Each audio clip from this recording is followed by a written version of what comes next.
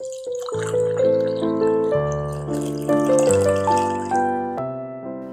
en welkom by hierdie week se Koffiekuiers. Dis 'n voorreg dat ons weer saam mag kuier hierdie week. Ons is nog steeds in die boek van Handelinge. Ons het laasweek gekyk na hoofstuk 18 en vandag gaan ek saam met jou werk deur hoofstuk 19. Gaan ons bietjie kyk wat gebeur als hierso en wat die Here vir ons ook vandag wil sê deur hierdie teksgedeelte. Maar voor ons begin, kom ons sluit die oë en dan bid ons saam. Here Jesus, dankie vir u woord. Here, dankie dat ons die geskiedenis van Paulus en van die vroeë kerk mag hoor. Here, dat ons daaruit mag leer. En Here, help ons ook om dit toe te pas in ons lewens vandag, Here, waar ons in 'n heeltemal 'n ander wêreld leef, Here, in 'n heeltemal 'n ander konteks leef as wat hierdie geskryf is. Here, help ons om nog steeds dit te verstaan en net soos wat daardie mense u gevolg het, Here, help ons om vandag ook waar ons is u te volg. Ons bid dit in Jesus se naam. Amen. So ons gaan vandag deur die hele Handelinge 19 werk en ek gaan so kort, ek gaan dit opdeel in 3 stukke. Eers van vers 1 tot 10, dan van vers 11 tot 20 en dan vers 21 tot 40. So ons gaan nie noodwendig al die teksgedeeltes lees nie, maar ons gaan dit so stuk saam deurwerk en kyk wat is die belangrike temas wat ons hierin vind. So ek gaan begin met die eerste paar verse van vers 1 tot 10, waar ons sien dat Paulus is in Efese en daar word gepraat oor die Heilige Gees wat ontvang word, oor die doop en ook oor hardkoppigheid van mense. So kom ons lees saam uit Handelinge 19 vers 1 tot 10. Terwyl Apollos in Korinthe was, het Paulus deur die binneland gereis en in Efese gekom. Daar het hy 'n groepie gelowiges gekry vir wie hy gevra het julle die Heilige Gees ontvang toe julle gelowig geword het? Ons het nog nie eens gehoor of die Heilige Gees al gekom het nie, het hulle geantwoord. Watter soort doop het julle ontvang, vra hy toe.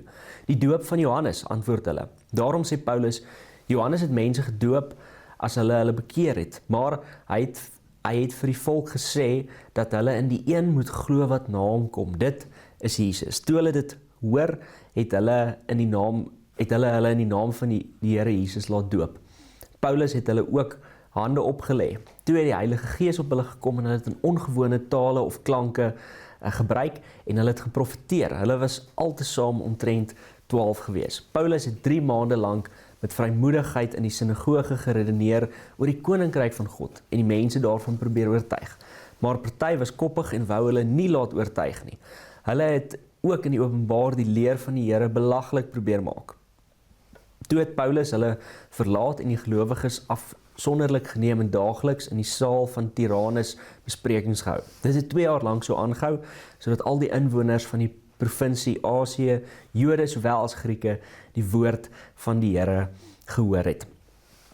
So, hierdie is 'n interessante teksgedeelte vol interessante dinge waaroor ons moet saamdink vandag. Ons sien hier, ons word eintlik bietjie gekonfronteer met die vraag, ons sien hier is mense wat gelowig is, wat in Jesus geglo het, maar sonder die Gees was. En ek dink die eerste ding wat ons vir mekaar hier moet sê oor die boek van Handelinge in geheel, en spesifiek ook van hierdie hoofstuk, is net die feit dat ons moet onthou, Handelinge beskryf wat gebeur het. Handelinge voorskryf nie noodwendig vir ons hoe ons vandag moet ek wil nie sê hoe ons moet leef nie, want dit doen ook dit, en ons kan leer uit hierdie mense se ervarings en wat gebeur het, maar ons moet versigtig wees om nie die storie wat ons hier lees te copy and paste en direk van toepassing te maak op ons eie lewe in dieselfde konteks nie, want hier was heeltemal 'n ander konteks wat hier aan die gang was. Eerste moet ons onthou dat hier word baie gepraat oor die doop van Johannes. Nou as jy al die Nuwe Testament gelees het, die eerste 4 boeke van die Nuwe Testament, die evangelies, dan sal jy weet dat voor die tyd van Jesus het Johannes mense gedoop en het hulle geroep tot bekering. Nou wat Paulus hierso sê is dat hierdie mense, dat daar was 'n ander doop gewees wat Johannes wys heen na Jesus toe. So ons moet sien dat hier in Efese, die mense met wie Paulus hier gewerk het, mense wat op 'n manier gelowig was, maar hulle het nog nie onder die leiding van die Heilige Gees gelewe nie. En dit is 'n moeilike vraagstuk en ons moet ook versigtig hiermee omgang, want die Bybel sê ook, niemand kan glo en verklaar dat Jesus die Seun van God is, behalwe deur die Gees nie. Maar dikwels kan ons ook sien dat mense as gelowiges leef, hulle glo in Jesus, hulle gaan kerk toe, hulle lees hulle Bybels elke dag, maar wanneer dit kom by die werk van die Gees, dan is mense dikwels nie baie keer oop vir die leiding van die Heilige Gees, soos wat die vroeë kerk was nie. En ons moet, wanneer ons hierdie teksgedeelte lees, moet ons onsself die vraag vra, maar laat ons die Gees toe om in ons lewens te werk. So, ons sien in hierdie gedeelte dat hierdie gelowiges in Efese, hulle was goed bewus daarvan dat as ek nie gered is nie, dan het ek 'n probleem. As ek nie in Jesus glo nie, het ek 'n probleem. Hulle was gevul waarskynlik met vrees gewees van die Here. En dit is nie 'n slegte ding nie, maar ons kan nie daar bly nie. Natuurlik moet ons altyd 'n heilige vrees vir die Here hê, maar wat ek probeer sê hierso is dat ons moet ook besef dat die Here lei ons deur sy Gees. Hy lei ons om 'n lewe in oorvloed te hê, en dis 'n lewe saam met hom, waar ons met vrymoedigheid mag leef, dat ons mag weet, soos wat die Nuwe Testament soveel keer sê, dat ons skoon gewas is, dat ons nie meer sonde het nie, en dat ons vergewe is in Jesus, en dit is wat die Gees hier kom doen. So, wanneer ons hierdie gedeelte lees, moet ons, soos wat ek gesê het, versigtig wees om nie te copy en te paste nie. Hierdie is nie 'n resep vir 5 stappe wat ons moet doen om gevul te wees met die Heilige Gees nie. En ons sien ook hier gawes van die Gees wat beskryf word, en ek wil jou uitnooi om in hierdie week, as jy wonder oor die gawes van die Gees, gaan lees 1 Korintiërs 12 tot 14, waar Paulus ook in detail praat oor die verskillende gawes van tale, ongewone klanke, profeseë, al hierdie dinge wat vir ons in ons konteks vandag as NG gemeente dalk bietjie vreemd is, maar ons sien hierdie dinge in die Nuwe Testament. Wat Paulus baie duidelik maak oor al hierdie tekens, is dat dit als vir die opbou van die liggaam van Christus is. Dat dit als gaan oor dat die gemeente versterk moet word. En Paulus sê baie duidelik dat die belangrikste daarvan is die liefde. Want hy sê, al praat ons in ongewone tale of klanke, maar ons het nie liefde nie, dan beteken dit niks nie. So kom ons begin dalk by die liefde en fokus daarop, en dan kan ons begin gesels oor die ander.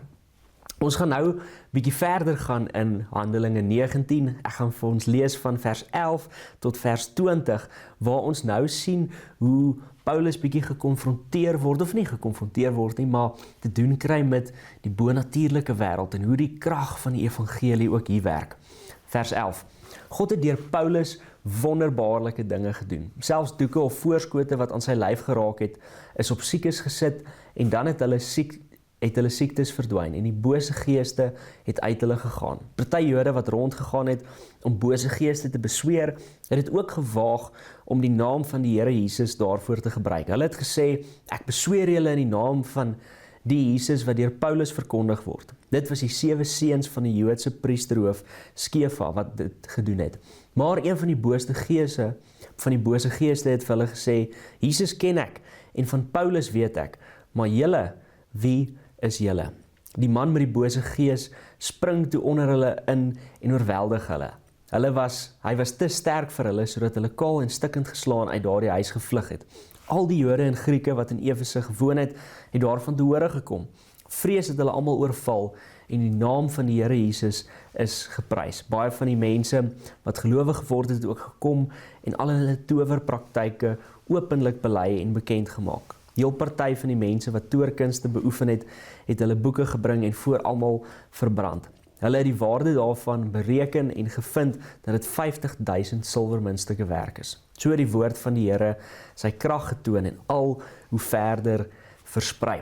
Ons gaan eers weer vir nou net hierso stop. Hier sien ons weer eens 'n interessante teksgedeelte, 'n interessante verhaal, wat vir ons ook moeilik is om toe te pas in ons moderne wêreld, waar ons onsself roem op kennis en logiese denke. Hier sien ons in hierdie tyd was daar mense wat wonderbaarlike dinge gedoen het, soos Paulus. Ons sien dat daar mense was wat bose geeste probeer uitdryf het. Ons sien al hierdie vreemde dinge wat dalk vir ons moeilik is in ons wêreld. Eerste ding waar ek wil stil staan by hierdie teksgedeelte van vers 11 is, hier staan God het deur Paulus wonderlike dinge gedoen. Dit is maklik vir ons om 'n teksgedeelte soos hierdie te lees en dalk te dink, maar dit gaan als oor Paulus en ek wil net meer soos Paulus wees. Maar ons moet onthou, dis nie eintlik Paulus wat hier aan die werk is nie. Dis die krag van die Here wat hier aan die werk is. Die Here werk deur Paulus. Hy het vir Paulus 'n doodgewone mens gebruik. En hy kan ook my en jou gebruik vandag om wonderbaarlike dinge te doen daar waar ons is.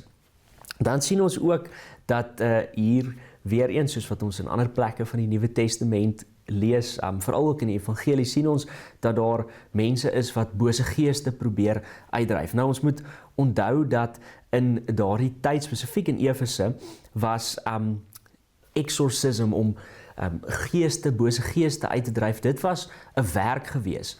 Hulle medisyne was nog nie so gevorderd soos ons in vandag nie, en hulle dikwels as iemand siek raak of so, het hulle gesê, maar hierdie persoon is gevul met 'n bose gees en ons moet hierdie bose gees uit hom uitdryf sodat hy kan gesond raak. Maar dit is nie wat ons hier sien nie. Ons sien dat hier werklik bose geeste aan die gang was hier. En in hierdie antieke Romeinse konteks van die stad van Efese was die geesteswêreld baie meer in die lig of baie duideliker of baie meer in die openbaar as wat ons dit vandag beleef. Ons moet onthou 'n ander kultuur, 'n ander tyd gewees en hier was mense wat bose geeste wou uitdryf. En dan sien ons wat hier gebeur. Daar was mense wat sommer in die naam van Jesus begin het om bose geeste uit te dryf, selfs al was hulle self nie gelowiges gewees. En dan kom hierdie bose geeste en sê, Jesus ken ek en van Paulus weet ek, maar vir julle, wie is julle? En ons sien hier dat selfs die bose weet wie Jesus is. En hierdie is 'n vreemde verhaal. En wat dan gebeur is, die Here gebruik dit ook, dat almal in daardie omgewing, al die Jode en Grieke wat in Efese gewoon het daarvan te hore gekom, die nuus het versprei. Vrees het hulle almal oorval en die naam van die Here Jesus is geprys. So die Here gebruik selfs dinge wat boos is, wat nie reg is in hierdie wêreld nie, en hy gebruik dit, hoekom? Dat die woord van die Here se krag vertoon kan word en dat mense hom kan vrees en dat mense tot bekering mag kom.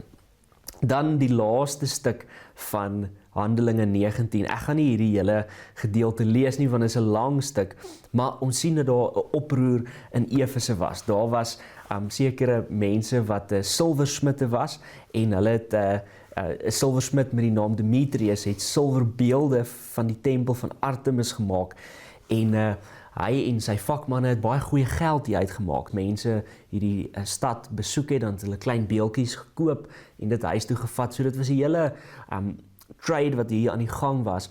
Wat toe gebeur is, hierdie mense, hierdie Demetrius en die res sien toe maar Paulus verkondig die evangelie en mense draai weg van afgodsbeelde af en hulle begin om Jesus te volg. Hulle stel nie meer belang in ons besigheid nie. Ons sien hierso in die vorige gedeelte wat ek gelees het, dat daar mense het hulle towerpraktyke openlik bely en hulle towerboeke het hulle verbrand en weggegooi en goed. En nou sien ons wat hier gebeur in Efese, is dit raak nou die ekonomie van die stad. Want 'n groot ekonomie, deel van die ekonomie van hierdie stad was die feit dat mense afgodsdiens gedoen het, dat hulle afgodsbeelde gemaak het. En wat dan gebeur in hierdie gedeelte, sien ons, daar's hierdie hele groot opstand. Al wat ek dink ons eintlik hieroor moet sê vir vandag is dikwels dat die evangelie van Jesus Christus kom in kontak met die wêreld waarin ons leef. En dit lyk anders te vandag as wat dit in daardie tyd gelyk het, maar wat ons duidelik sien is dat die waarheid na vore kom. Dat daar 'n onderskeid gemaak word na wat is waar en wat is onwaar. Ons het voor 'n paar weke terug ook daaroor gepraat en ons sien hierso dat die evangelie bring uit dat Jesus Christus die Here is. En dit gaan sekere mense kwaad maak. Dit gaan sekere mense, hulle gaan voel hulle is bedreig daardeur. Maar deur dit alles werk die Here en hy roep ook vir my en jou vandag om op te staan vir dit wat reg is. Hy roep ons om getrou te wees daar waar ons is, om die evangelie te versprei en hierdie boodskap van waarheid, van hoop uit te dra. Maak nie saak wat die gevolge daarvan is nie. Dit moes vir Paulus hulle moeilik gewees het. Ons sien dat daar 'n sekere vlak van gevaar vir hulle daarin was. Maar die Here beskerm hulle ook en die Here werk ook deur hulle. So mag ons vandag ook opstaan vir dit wat reg is in die omgewing waar ons onsself bevind. Ons gaan net so ver vandag. Kom ons sluit die oë en dan bid ons saam. Here Jesus, dankie dat ons net in hierdie een hoofstuk so groot verskeidenheid van verhale mag hoor, Here, dat ons sien, Here, deur dit alles dat U getrou is. Here, dankie dat U ons tot bekering roep en dat U ons roep om onder leiding van die Heilige Gees te lewe. Here, ek bid vir meer van U Gees se teenwoordigheid in ons lewe. Here, dankie dat U evangelie, die goeie nuus van U, Here, dat dit lig bring in plekke waar daar donkerte is. Here, help ons om getrou te wees, om getroue getuies te wees van U in die plekke waar ons ook gaan. Here, dankie vir die liefde en die genade. Ek bid dat U ons sal seën in hierdie week wat voorlê. In Jesus se naam. Amen.